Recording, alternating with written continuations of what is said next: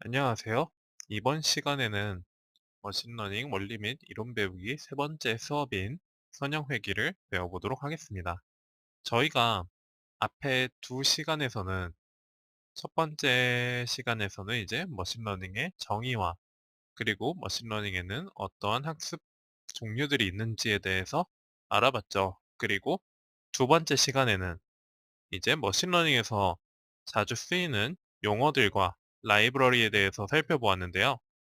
이번 시간에는 이제 되게 자주 쓰이는 그리고 자주 보시게 될 선형회귀에 대해서 배워보려고 합니다. 우선 저희가 머신러닝의 학습 종류에는 여러 가지가 있는데 대표적인 게 지도학습, 비지도학습, 그리고 강화학습이 있었죠. 준지도학습은 지도학습과 비지도학습을 섞은 거였는데 저희가 크게 다루진 않을 거라고 앞에서 미리 말씀드렸고요. 강화학습도 마찬가지고요. 근데 이 선형회귀는 이제 지도학습의 대표적인 예시입니다. 지도학습과 비지도학습의 차이가 뭐였죠? 차이점은 바로 레이블의 존재 여부였죠. 레이블이란 정답을 말했고요. 그래갖고 지도학습 같은 경우에는 레이블이 있는 데이터를 가지고 활용을 하였고, 비지도학습은 이제 레이블이 존재하지 않는 그러한 데이터를 활용하는 게 둘의 차이점이었습니다. 그리고 이전에 선형회귀, 아니 회귀에 대해서 잠깐 대충 설명을 했었죠. 그냥 연속적인 값을 예측할 때 자주 쓰인다고 말을 했는데 오늘은 좀 더 자세히 들어가 보도록 하겠습니다. 네. 이거 제가 그림판으로 그려갖고 좀 엉망이긴 한데요. 여기서 만약에 이 V자 있잖아요. V자가 다 데이터들이라고 생각을 해보시면은 우리가 여기에 알맞은 그래프를 그리려면 어떻게 그려야 될까요? 아마도 y는 x 이런 모양의 그래프가 나와야겠죠? 만약에 y는 x 대신에 뭐 요렇게 그리거나 아니면은 요렇게 그리거나 하면은 이 데이터들을 대표하지 못하는 그래프가 되겠죠? 그러니까 다시 그림으로 나타내 보면은 요런 식으로 표현하거나 요런 식으로 표현하게 되면은 절대 아까 전에 그 데이터들을 대변할 수 없게 되는 거죠. 즉, 잘못 찾게 되는 거겠죠.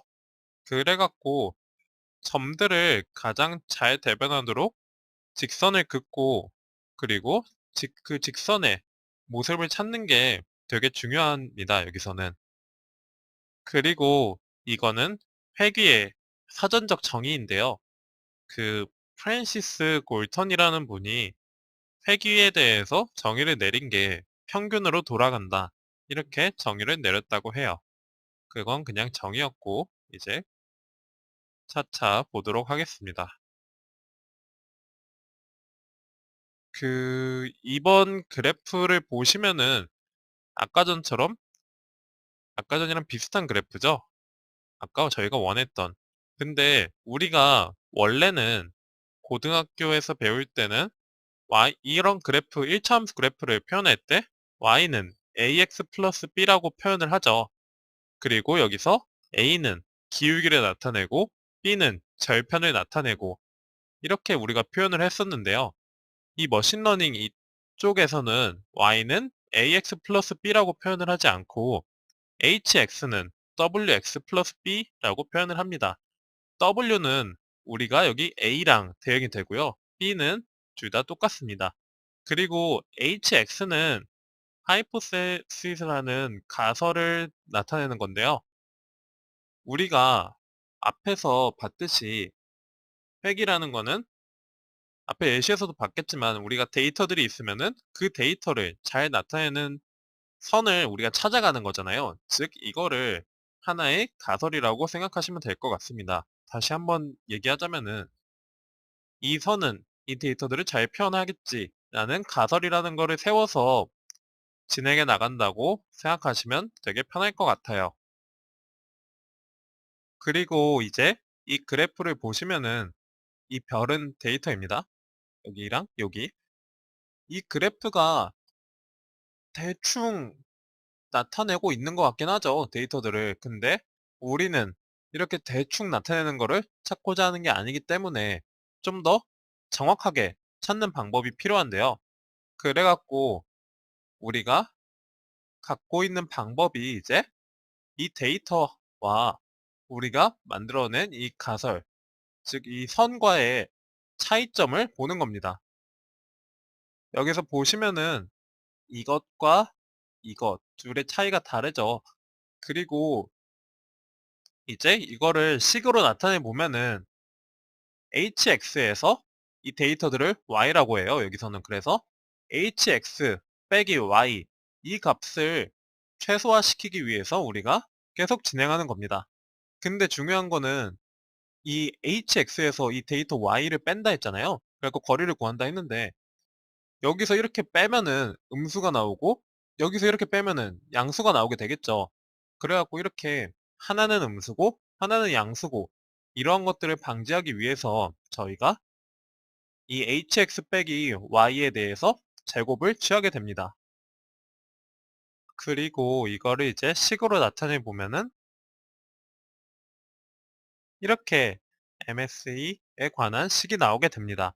아까 전에 저희가 말했지만은 선에서 이 데이터 간의 차이를 구한다 했죠. 그래갖고 hxi 빼기 y에다가 제곱을 씌우게 되는 겁니다. 그리고 이 모든 점들에 대해서 하게 되니까 당연히 이 시그마를 취하게 되겠죠. 그리고 나서 이제 비용함수에 대해서 말씀을 드릴 건데요. 그리고 n분의 1을 하는 이유는 MSE라는 게 평균 제곱 오차인데요. 즉 우리가 아까 전에 여기서 이 차이들을 구했잖아요. 이것들의 평균을 내기 위해서 n분의 1을 한 겁니다. 그리고 이 차이를 전문적인 용어로는 잔차라고 표현을 합니다. 그리고 다시 이제 코스트 펑션에 대해서 배워볼 건데요. 여기 코스트가 있잖아요. 아마 처음 보실 텐데요. 여기 코스트 펑션, 즉 비용 함수란 뭐냐면은 우리가 아까 전에 그 가설이 잘 맞는지 혹은 안 맞는지, 즉 얼마나 잘 맞는지를 우리가 검사하기 위해서 사용하는 함수를 비용 함수라고 합니다.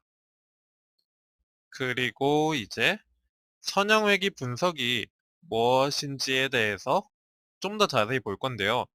아까 전에 우리가 회귀식을 봤잖아요. 기본적인. 그래서 그 회귀식에서 MSE를 통해 가장 적합한 W와 B 값을 찾는 게 선형회귀의 기본적인 내용입니다. 그리고 이 그림을 보시게 되면은 여기에 아까 전에 우리가 MSE를 썼잖아요. 그리고 MSE는 평균 제곱 오차, 즉 함수로 표현하면 이차 함수가 되겠죠. 그리고 아까 전에 선형회귀 분석에서 우리에게 중요한 거는 가장 적합한 W와 B 값을 찾는 것이라고 했습니다. 그리고 그것의 대표적인 방법이 바로 경사하강법입니다. 경사하강법 딱 들으면은 어떤 게 생각나세요? 이거 그냥 이 단어만 보면은 경사를 내려가는 그러한 방법이겠죠. 그 말 그대로 한번 우리가 여기에 적용을 시켜 볼게요. 우리에게 중요한 거는 W를 찾는 게 제일 중요하죠. 즉, 다시 한번 얘기하면은 비용함수 값이 최소가 되게 하는 W와 B 값을 찾는 게 저희의 목적입니다. 근데 이 그림에서 보시면은 언제 비용함수가 최소이겠어요? 당연히 이 점이겠죠? 왜냐하면은 이 점에서 뭐 눈으로 봐도 사실 최소죠. 이제 어떻게 찾는지 한번 보게 될 건데요. 여기서 이렇게 우선은 임의로 W 값을 하나를 선정하게 됩니다. 즉 초기 값을 부여하는 거죠. 그리고 뭐 운 좋으면은 되게 가깝게 맞출 수도 있겠지만은 뭐 일반적으로는 쉽지 않겠죠. 그리고 나서 이제 경사광법에 아까 정의처럼 조금씩 조금씩 이런 식으로 내려가게 되는 겁니다. 이게 말로는 조금씩 조금씩 내려가는 건데 조금 더 구체히 자세하게 보게 되면은 이게 비용 함수를 W에 대해서 편미분해 준 것에 학습률이라고 불리는 파라미터를 곱한 것을 초기 설정값 W에서 빼주는 건데요. 이거를 이렇게만 하면 알아듣기 힘드니까 수식으로 보면은 수식은 이렇게 됩니다. 제가 혹시나 막 퍼오게 되면은 저작권에 걸릴 위험이 있어서 그냥 손으로 쓰고 이거를 촬영을 하였는데요. 이거 조금 불편하시더라도 양해해 주셨으면 좋겠습니다.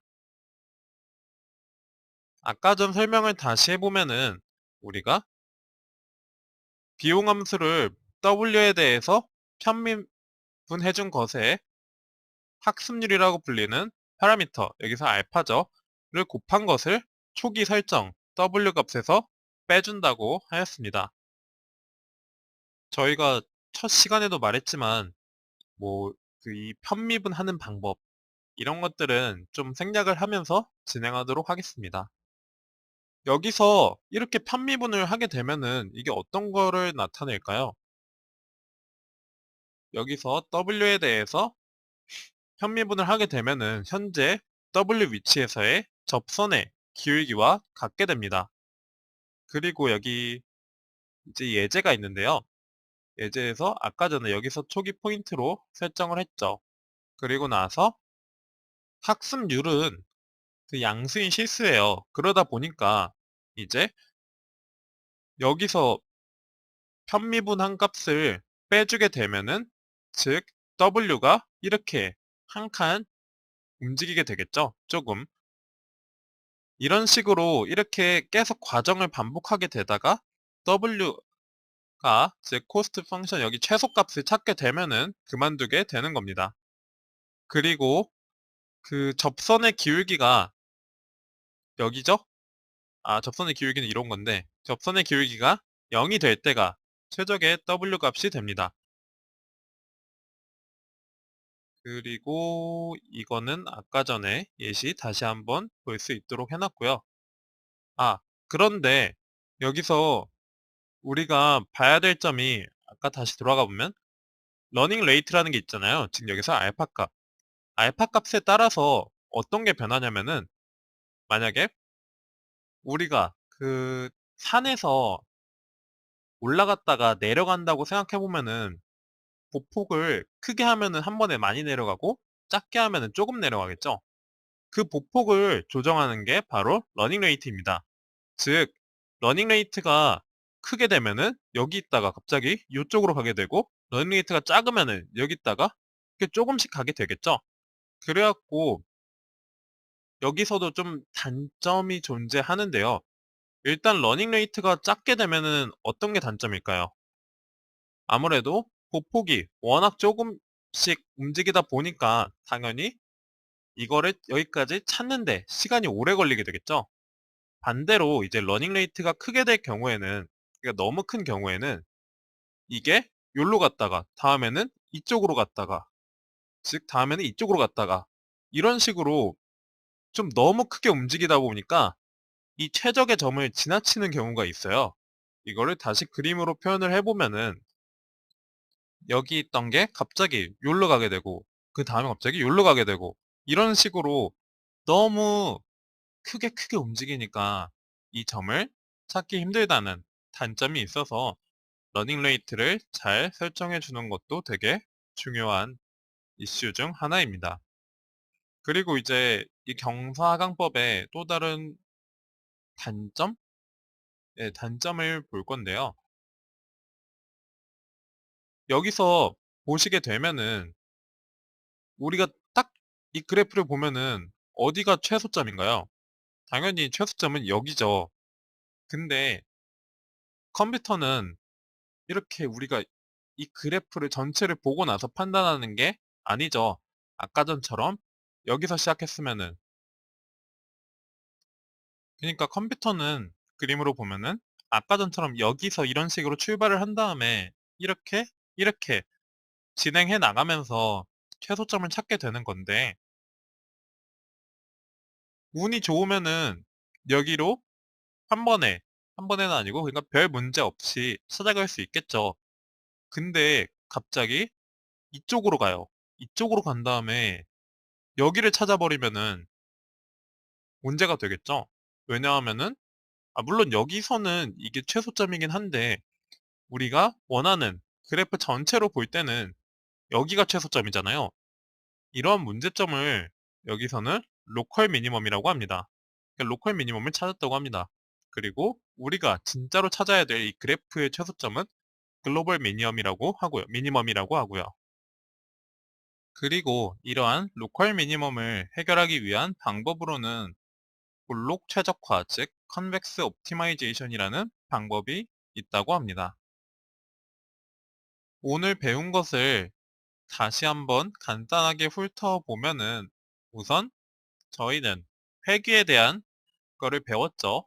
그리고 선형회귀에서 중요한 거는 이 데이터들을 잘 나타낼 수 있는 이 회귀선을 찾는 게 중요하다 했고요.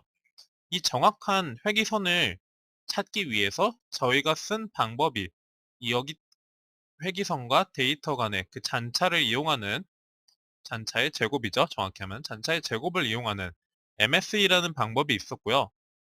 우리가 그리고 이 MSE에서 즉 비용함수에서 최소값을 찾기 위해서 쓰인 게 바로 경사하강법이죠.